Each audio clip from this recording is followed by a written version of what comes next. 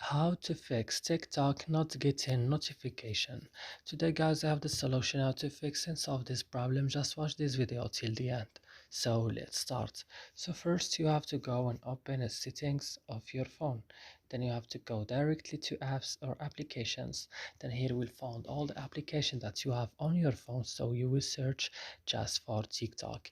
And when you found TikTok guys, just open it like this. And you have to go directly now to storage, and on storage go to the last button, clear data, click OK and go back and click on force stop and click OK, and that's it guys. So I hope this video is useful for you guys. Don't forget to like and subscribe in our channel, and see you in another videos.